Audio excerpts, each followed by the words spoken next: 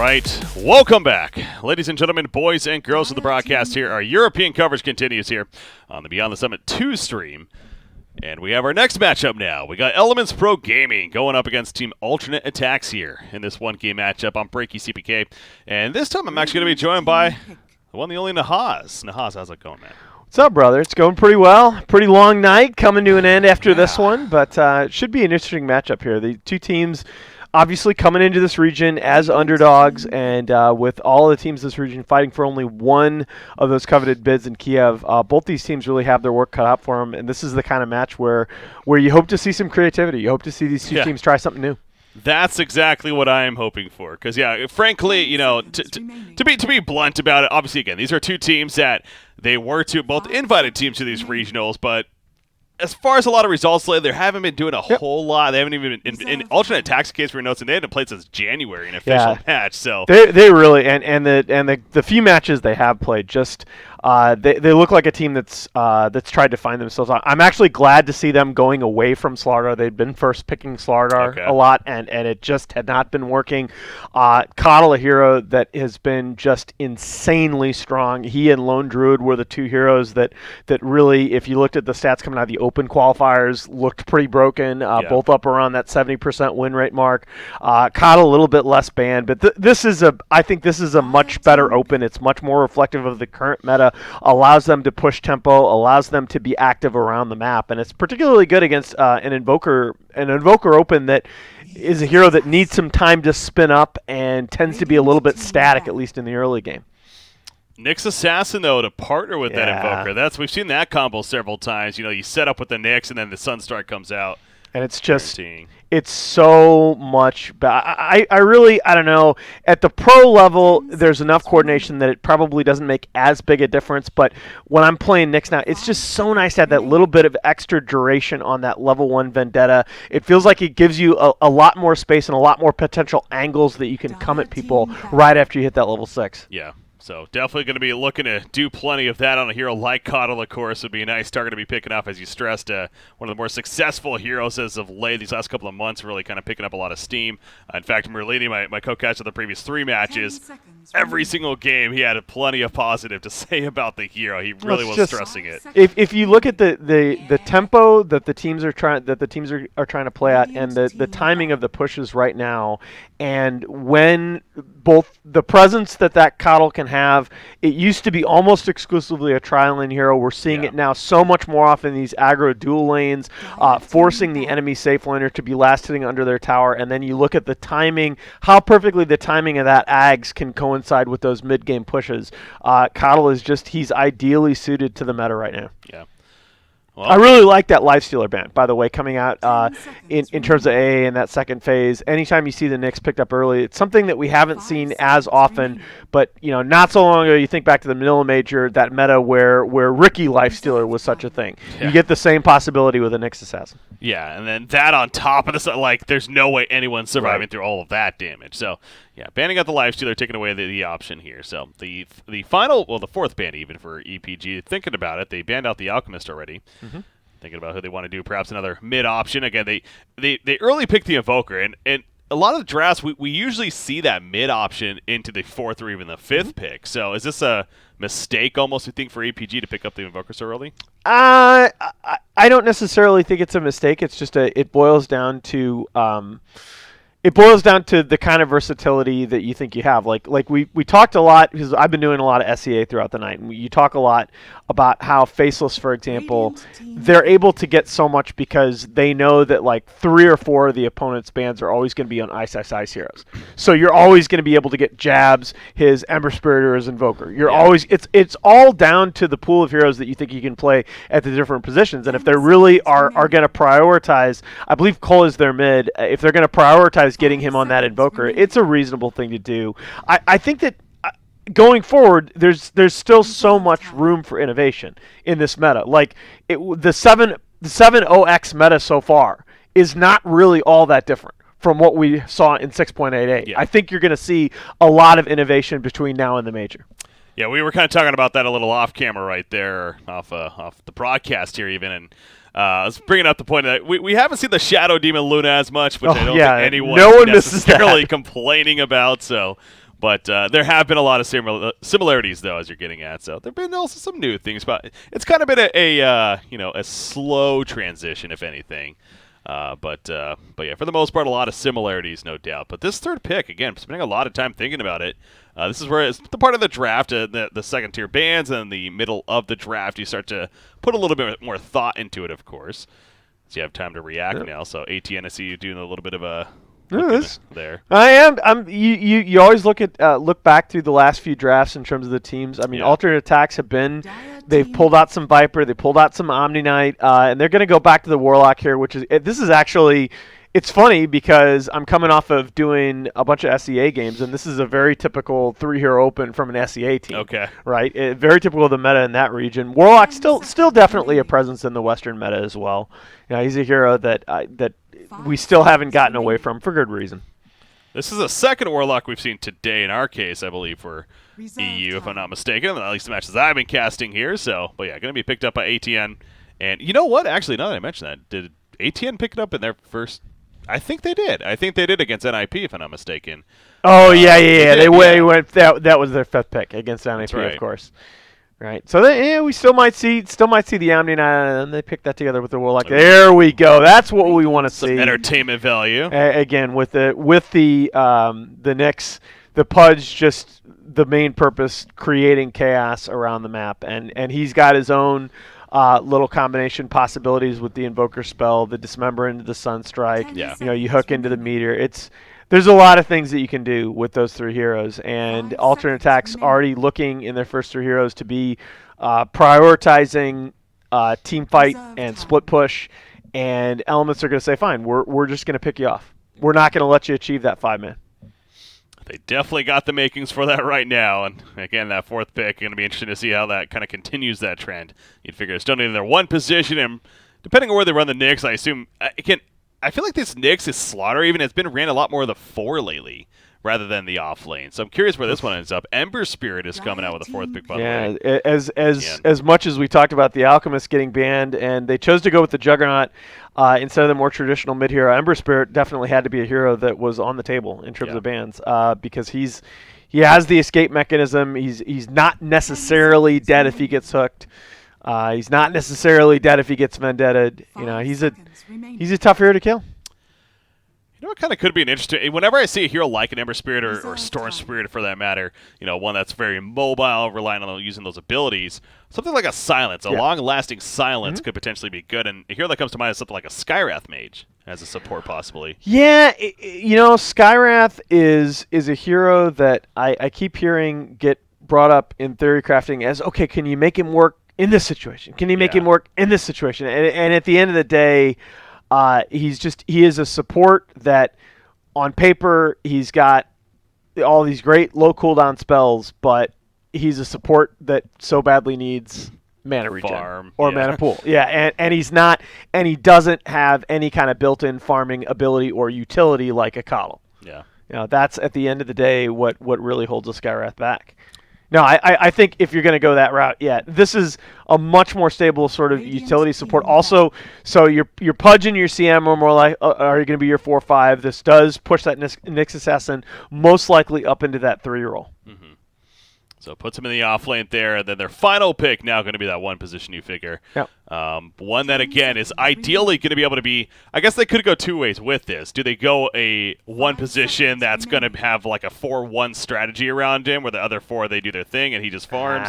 Or will it be one that isn't involved in the aggressive play here? I mean, you know, 4-1 is just... for the most part, it's just not a thing because of the tempo at which the game is played. So black on the Anti-Mage. Well, but even there, right? I mean that was very much a not a sort of 2 years ago Black Anti-Mage game. It was a game where he was active around the map from fairly early on. Now I think Elements Pro Gaming has gone with the Slark in the past. I don't think that's a bad pick here. Oh yeah, they just played Slark in the past. Oh okay. Oh, they're gonna they're gonna ban it out themselves. Interesting. Very interesting, actually. Yeah. Huh. I mean, ATN clearly needs a one themselves, but okay, well, there you go. It's going to be a Klings, and that very much so fits the aggression. Yep. Interesting. So that to me says they are very worried about the laning phase. We had We talked about this earlier. Again, Coddle definitely always going to make you worry about being forced to be back in your own lane, last hitting under tower. And Clinks is a hero that is equipped to do that much, much better than a Slark. Slark is so susceptible to being pressured in that lane before he hits that level 6. Clinks, that's a lot tougher to do. Ursa Warrior. Ooh, Ursa, the final pick. That's so tough. I like it on paper, but Ursa is so vulnerable to being kited and is going to have real trouble sticking to targets unless he gets off to a lead. So AA has a lot invested in being able to protect this Ursa in lane, but you don't necessarily want to try lane with what they've drafted.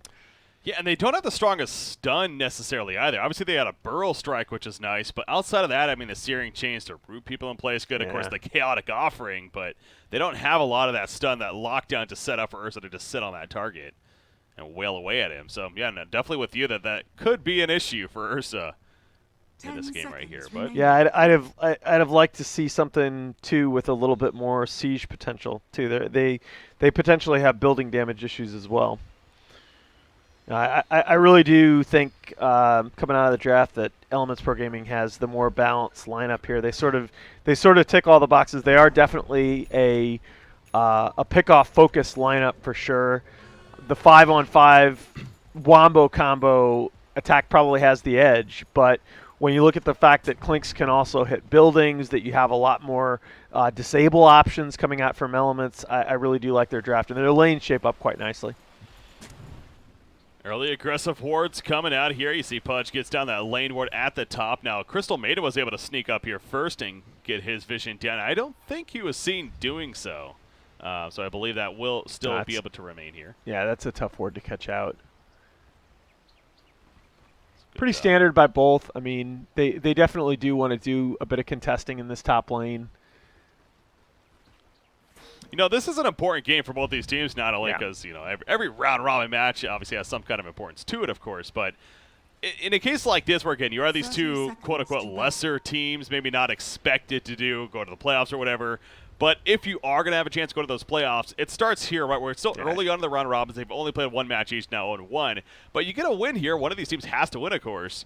You go to 1-1, you start build, you get a little bit of momentum. You're like, okay, you know, now we have a victory under our belt. We got that out of the way. Let's start to pick up some steam off of it. So I feel like it's going to be important for these two teams here. Yeah, I mean, Attack is just they're a team that, as we alluded to early on in our discussion of the draft, they just need to find something that works. They need to find that winning combination, and Elements Pro on paper, I think, are definitely the favorites coming into this. I really like their strength at the 1, 3, and 5 positions. I think they got players that are capable of competing with some of the best in this region. Oh, well. All right. So we got the top lane. We got Kakor moving up here with Akado doing a little bit of blocking on the way, but Double G on the Sand King. He's going to make his way up here with him, but here we go with that first blood attempt. Yeah, we got enemy ships in Sector 47. What? It's a trap! It's a trap, come on, you idiots. LeBron Dota going Admiral Akbar. I try to forget. Oh, come on. Come on. You got to love your squid. Yeah, that's that rot, but that is not going to work.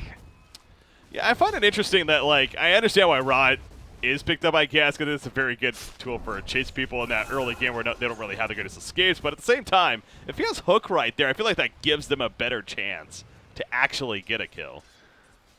The gap closing, but it's tough, right? Pudge is not the fleetest. So he does have boots, right? So that's true. That's an argument.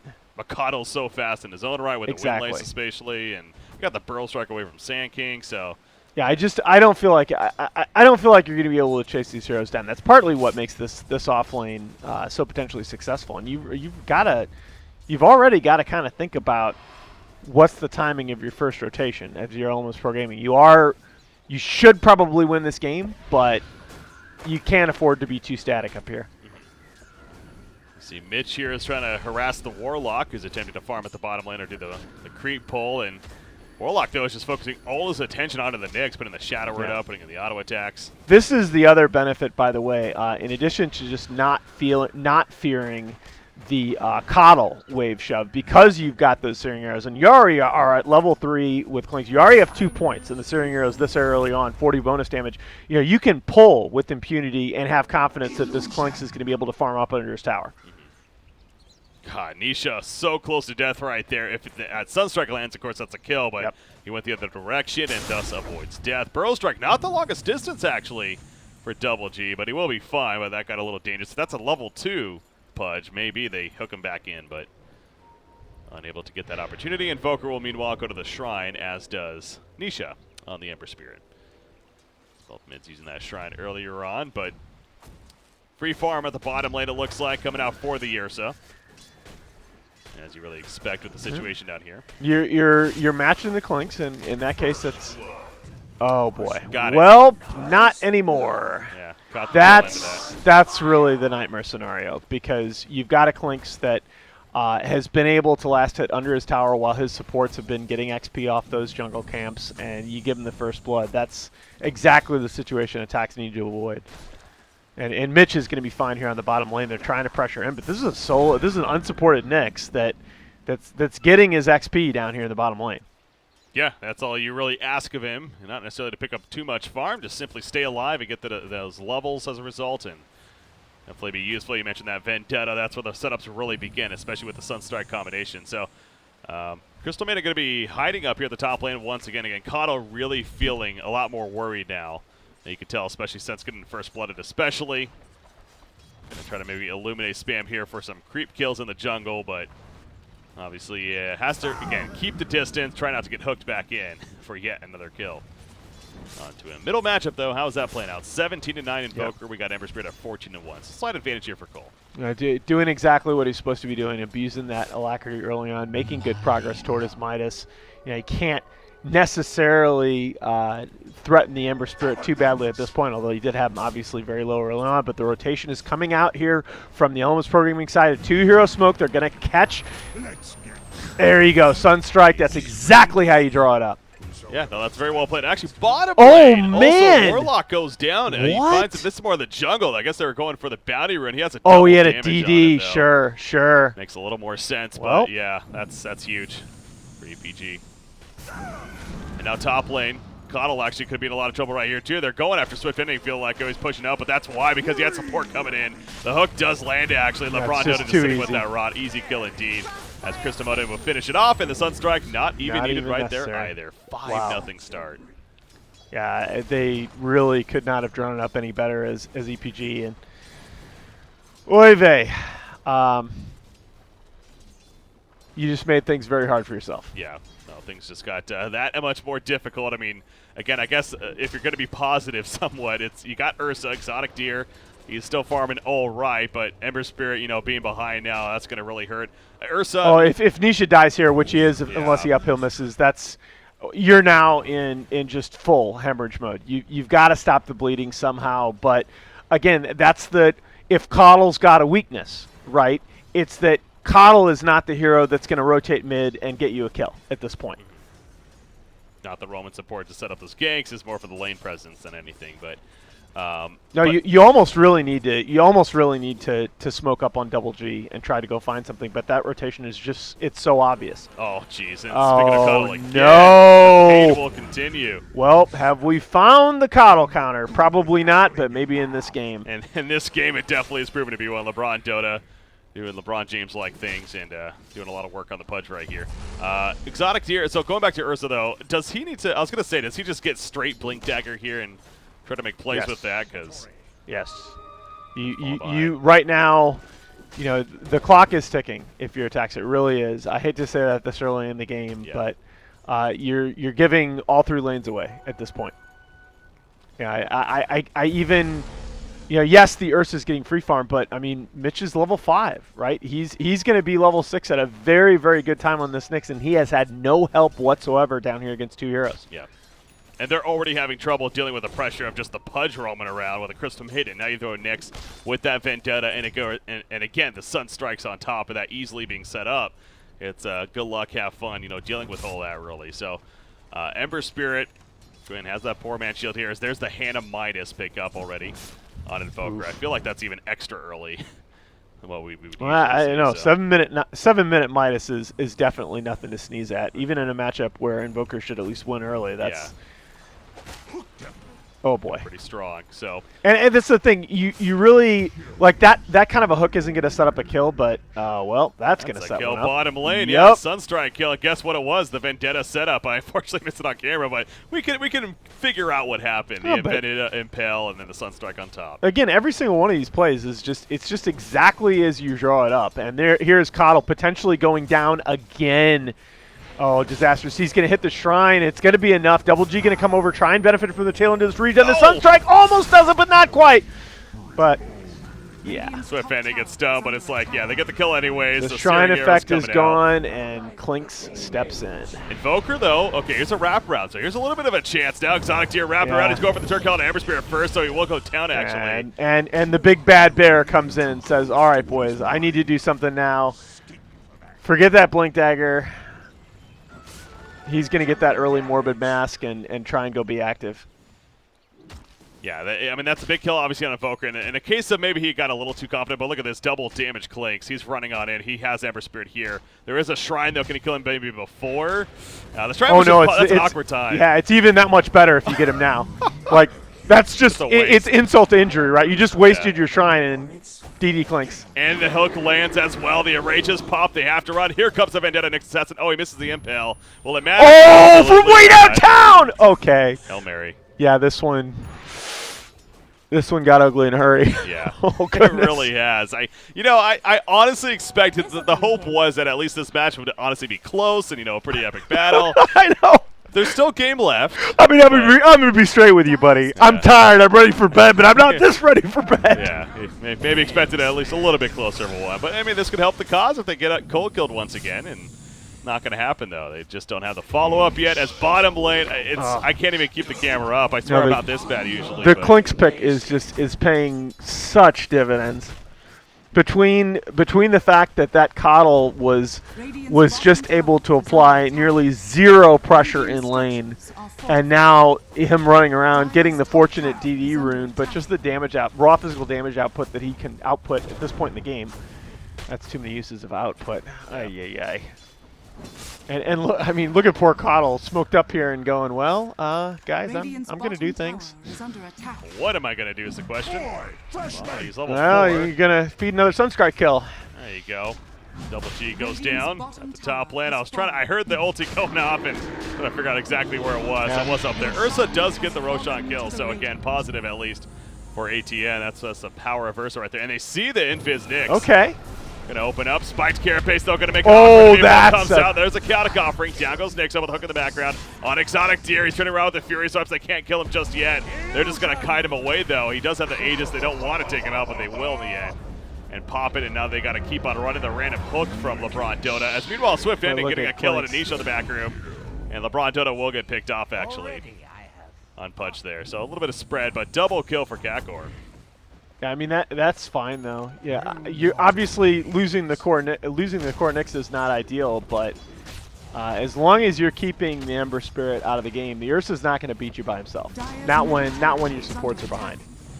That's now this middle tower going to be heavily pressured, but again now no Aegis, so not as threatening. But they are going to take advantage of the Warlock Golem being up, or at least attempt to, and try to put extra damage into the tower, but not going to be a tower kill. As Evoker's there to defend. Sand King Blink Dagger, of course, something of high priority that they need. He has about 1,000 gold saved up.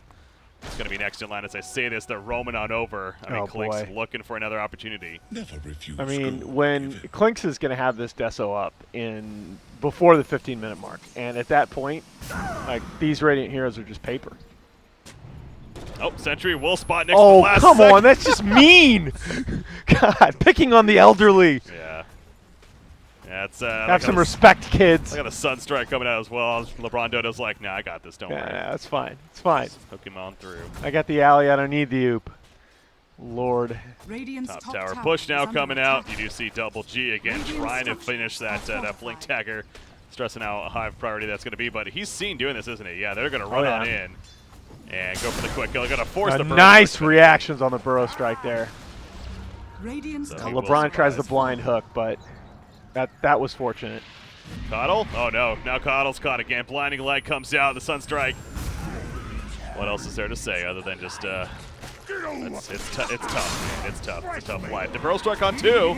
Gonna save the Warlock. Ain't gonna happen now. Double G could be in a bad spot. Spiked Carapace again. Ursa stuns himself as a result with the Earth Shock, and the freezing field in the background gonna be canceled immediately, realizing that they're running away. Is under attack. But they're just having fun while the Invoker continues to farm elsewhere. Yeah, I mean, LeBron is just... He's throwing out hooks. He doesn't even care at this point. Like, attacks just... They have to be so afraid of him right now because they have the damage output behind him that you get hooked, you're dead. Yeah. I mean, it's almost worth throwing the hook, even if you miss it. It's just... attacks can't get anything like a team fight formation going right now. And LeBron, again, just keeping moving around. This Pudge pick continuing to prove a very worthy pick. Going to try to kite away from Exotic Deer. Okay. Searing Chainsaw, just remember, not going to save him. Yeah, but... But meanwhile, Coddle. Yes. In other news... He's dead again. What is that? 7 deaths? He's 2-7-0 here. It's rough time. At least he's level 6, so...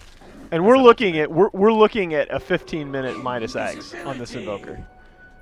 I mean, Cole is just, he's happy with his life right now. And Clink's with his Deso up, already making good progress toward that Dragon Lance. You know, things do not get any easier from here. Oh, the Sunstrike setup, hoping that it lands as he was still farming. Good reaction from Double G, though. He figured something was up. Yeah, that's the second straight fast finger Burrow Strike that he's very, very fortunate to have hit. I'm almost a little surprised. I guess not surprised. I mean, I understand why he's going Dragonlance, but I feel like an Orchid here, when you're just scaling, like when you just have Snowball like this, is almost arguably better. You just amp it up the damage even more, locking down with the silence on specific heroes like the Ember Spirit. But go on the Dragonlance instead. So I just think it's a matter of it's that much less. The best path that Attacks has into this game is just to get that Wombo combo behind the Sand King and the Ember Spirit, that spell damage in the middle of the EPG lineup. And if they can keep their spacing, that limits that kind of combo potential, which is really Attacks' only path back into the game. Yeah. And the Dragonlance is also a very nice tool for sieging. That's something that they need to do right now is be able to have Clink safely hit towers. LeBron Dota is just landing hooks left and right. Yeah, these are max distance hooks as well. He is styling on pools. And that one, okay, that one's a little easier. The Ember Spirit, though, he has the Revenant, but it's not going to matter. Swift ending. Finds him with those auto attacks. The Death Slitter clearly doing so much damage. The tower will fall. We have a 4-22 hero kill score. I mean, this 10,000 net worth, 6,000 experience lead right now in favor of EPG. I just... Sometimes there's just games, even as casters, you know, there's a big part of us that really we do our best to keep the hype alive and suggest that there's still hope. But, man, I just don't feel it right now for alternate attacks. No, and you just... No positives. This is one of those situations where the actual lead is... that net worth lead is hugely significant, and the actual lead is probably even more so, right? Just because both of the cores of attacks are so significantly behind their counterparts on the other side. Well, they do spot the Nyx again, but again, the Spiked Carapace is causing so much issues. Sunstrike, not enough for the kill, though, on a Double G. No, Ember is going to come in with those boosted travel and try and make something happen here, but again, the Nyx kill is actually, it's not that significant for them. If they even get it. No, this is actually, it's actually fine just to waste their time. Oh, yeah. Hey, now farming, I mean, they're just glad with this, like I said. Invoker... This is the great thing about this combo, too, because Invoker literally just continues to farm while still assisted with Sunstrikes. Now LeBron Dota is going to get come on! Kill onto her, so successful. Even with the Shrine there. Beautiful execution on their part. These Sunstrikes continue to be on point. Out comes a Chaotic Offering in the background. He wants a turn kill on LeBron Dota. He tried to deny himself. Okay, if he'd gotten the suicide there, you should rage quit. Yeah, that would have been something. So, a positive, I guess. But meanwhile, I guess who's dead in the background? It's Kakor and the freezing field to take out Warlock. Double G is like, all right, I'm trying to get the hell out of there. But no, he got stunned by this Spiked Carapace. Triple kill. I mean, this Clinks is just ruining life for Attacks. When is it too early to concede? Not now. I mean, yeah, you do. I don't know. You do have to be looking at each other and at least thinking about, hey, can we use a little of this time to try and to try and think about the next game, because these games do go by in a hurry. There are a lot of teams in this region that are going to be hugely competitive. You can't afford to drop another one. All right, you are going to get the Invoker kill on the top lane. That's going to be Ursa by himself. That's a really nice kill in terms of catapulting him forward, but he's past the point where he can just blink onto somebody and blow him up. Yeah. That's, again, a solid fielding, I'm sure, for alternate attacks for staying in this game. And you want to talk about the max range hooks just got even more max. Aether lens pick up, yeah. And you throw an axe on top of that. He's just hooking left and right like crazy. That's the last thing you want to see if you're the other side, especially with the game he's had so far. I mean, also the last thing you want to see is this bug of Nyx Assassin coming out of the Vendetta, and he's once again setting up. He chose to get that Forest Staff, by the way, as his first item here. Do you find that as an interesting first item choice, rather than maybe the Blink Dagger instead? No, not in this situation. Like I said, the only thing as Elements Pro Gaming that you have to be worried about now is just getting caught, is having multiple of your cores getting caught in that massive wombo combo. And just the value of the Force Staff being able to provide an insurance policy. If that Force Staff prevents one kill on your Clinks or your Invoker at this point when you're so far ahead, it's paid for itself. Gotcha. Another big hook landed, and actually the Sunstrike positioning was a more impressive one that time around, but it barely did not kill Sand King. I think he had something like 10 life, if I'm not mistaken. Oh, and yeah. Clinks, by the way, has another double damage rune because that's fun. You know, Clinks can basically cast Hurricane Pike and just get a kill right now. Anyone, yeah. He's going to take over, or not take over, but kill the creep there with the Death Pact, and amping his damage that much more. And O's coddle the victim. Why not? Yeah, let's do a little math, right? He's doing 400 damage per attack. Yeah, 400 times 4 attacks from Hurricane Pike. That's enough to kill just about anybody. Damage or something. Punch.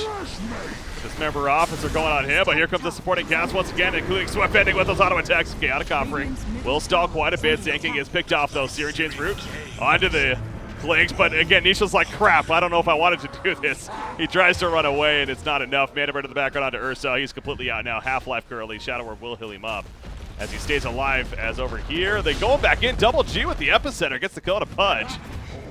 That's coming at a cost, though. Gets a double kill to Clinks. It's what you needed, but it's just far too late, and that's not the target that you can afford to focus on. Yeah, boy, oh boy. So the pain will continue for alternate attacks right here. Crystal Maiden even getting the hand of Midas here. I love it. The 60-plus damage. Because you can. Exactly.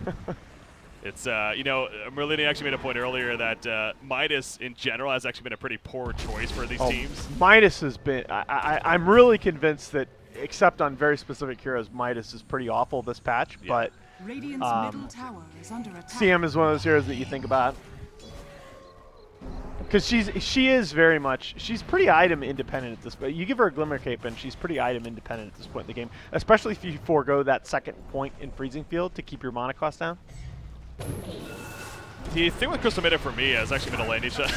Okay. The angle looks so funky. I didn't think it was actually going to hit, but you know what? Why did I ever doubt it? So. Well, LeBron knows his Pudge, apparently. Yeah, I know. He's, I'm not saying it's a ban-worthy in the future games, but he's definitely doing very good with it, and I wouldn't be surprised to see it again from EPG with the way he's playing. It's going to be a Roshan kill. But yeah, going back to Crystal Maiden real quickly, she's one of the most high-impact supports, I feel like, with Team 5 presence, too. As far as, like, damage output with a Freezing Field, if she gets a near full duration, especially full duration off, it can do wonders. Well, I mean, especially when, as a team, your team is the one with the mobility advantage. If you're playing Crystal Maiden against an opposing team with a mobility advantage, it feels like she just gets outflanked and picked off. But if you're the ones that are able to move more freely around the fights and she can position herself, yeah, she's absolutely a huge impact support. One of the best supports out there. Yeah. I was kind of laughing a little bit as actually Kyle gets picked out. That's also something to laugh at, I guess. But up at the top lane, they actually stopped the TP of Exotic Deer at the last second. It was spotted by a Sunstrike initially. What felt like almost like a random Sunstrike as he blinked into the woods right there. And now he's kind of stuck up here, obviously, with the TP on cooldown. He is making his way out eventually, but so much time wasted. Yeah, and the scary thing is, meanwhile, that your Clinks just ate your tier 2 tower in about 10 seconds and eats your heroes just as quickly. BKB. God, part of me's like, why is he even going BKB? What the hell is that going to do this game? Why does he even need a BKB on Klinks? Get the Orca, damn it. And the Bloodthorn, but You like your Orca, yeah. Well, I like the aggressive is what I like. I mean, when you have such a big lead like this. No, with an Ember Spirit in the game that is going to see Manta style approximately never, there is an argument for it, but I'm all about right now, the only way that Attacks has a prayer of coming back is just this, is getting kills on these high-value heroes via the team fight spell combos, and the BKB just completely takes that out of the equation. What is a safe play coming out here? I'm the stats guy. I got to go with the percentage plays. Top tower is under All right, attack. well, yeah, if they want to go 1-1 in groups, I guess this is the safe way to do it. I mean, who wants to win in major qualifiers, right? Silly. No, forget it. Radiant's Entertain top us. tower is under Don't worry attack. about winning. I'm down with this. They are being entertaining, yeah, to be fair, so all the props to them in the world. What did I notice there? That was an axe coming along. Alacrity Klinks on a Radiant's tower. top Yeah. tower has fallen. Melts the Desolator, yeah. Yikes. At least, have you gotten to see this Alacrity Panda. on the Earth Panda Yeah, crap? I Oh have. my lord! I saw that Star Ladder, yeah. Give me a break. That's Dire's bottom pretty tower ridiculous. is under attack. Nisha, he's picked up again. I started with the hook right there, by the Dire's way, but bottom tower Like with a coddle, it's not fair. But that's another discussion. they're doing a good job of taking advantage. There's the Alacrity. You see the fortification coming out immediately. Good decision there. Random hook to the background for Pudge. But that's the thing. Look, you look at these hooks. You look at even the ones that he misses. How far back attacks are having to play, just out of respect for the hook. It's really, it's a great zoning tool. For once, I'm saying zoning hook, and it's not a meme. I have Scotty, by the way. Wow. Interesting there. Anyway, stunned in with the epicenter on a Pudge. He is going to be killed. No, maybe not. Dismember's going to keep him alive, actually, for a little bit longer. He will end up falling as a chaotic offering also used. But you look at Klinks again, being the right-click turret. He gets the kill on a couple of supports. As the Ice Path back here as well. Freezing Field again going to be canceled pretty quickly. But a triple kill for Klinks as that turret in the midst of everything. The Aegis still on him. That's an easy Rax kill. I mean, you can tell how pissed off they've been with Pudge this game because they went all out on Pudge right there. Yeah, they're so frustrated. They're like, all right, you know what? It's 8-30, but we're gonna kill that damn Pudge. He's made our lives miserable. Well, I got bad news for you. They must have had an achievement coming into this game to kill Pudge. And please, Breaky, we don't use the word turret in this game. No turret. Just kidding. I use it all the time. They're towers in this game. We don't call things turrets. No, Klinks is a I turret. know. There's an auto attack cannon here. I am being facetious. Is that a LOL thing? Is that what you're saying? Yeah. Okay. See, I don't even know that. I don't play that game. What game? That game that no one's ever heard of. Exactly. Axe effect on Nyx Assassin. He's hiding in the burrow. He's going to just healing up as a result. It's so frustrated. They're like, kill the burrow. That's Spike Scareface, though. Throw it in the air with the tornadoes. Nyx is just sitting there brooding. He's going to get hooked back. No problem. Good teamwork there. Spread damage is real from the Fatal Bonds, but not enough for any actual kills. They want to find this Nyx. He tries to stomp the ground for it. Okay, this is going to be an Aegis use in exchange for a kill. There are two letters that you can type right now. RF. They follow. It does come after F. Q. QQ. QQ. There you go. There you go.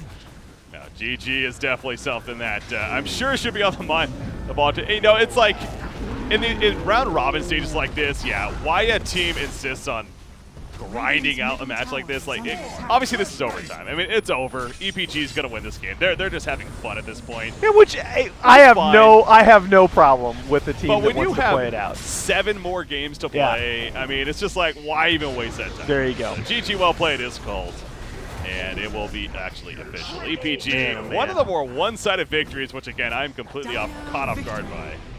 Yeah, you really do have to look at a game like this and ask yourself whether Elements Pro Gaming has a bit more upset potential going forward than we might have figured. This is just it's a thorough dumpstering.